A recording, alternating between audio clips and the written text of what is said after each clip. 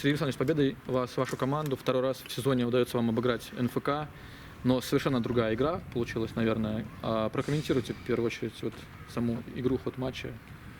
Ну, в первую очередь, серьезно готовились.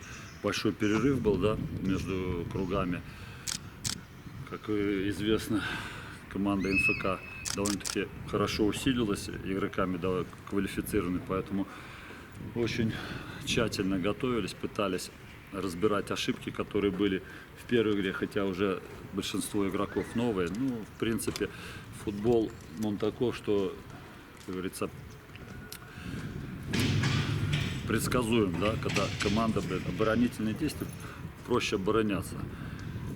Как бы пытались играть вторым номером, использовать те же свои качества, как и в первой игре, выхода в быструю контратаку.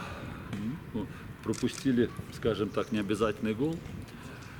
Ну, самое главное, большое спасибо ребятам, что не опустили руки, то есть начали также проповедовать, что я от них просил, хороший контроль мяча, пытаться выходы. Ну, хочу сказать, что, наверное, зрителям очень понравилась игра.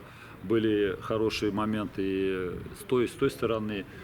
Единственное, наверное, ну, для зрителей, что исполнительское мастерство, скажем, не очень там подводит игроков, да. Хотелось бы, наверное, больше голов.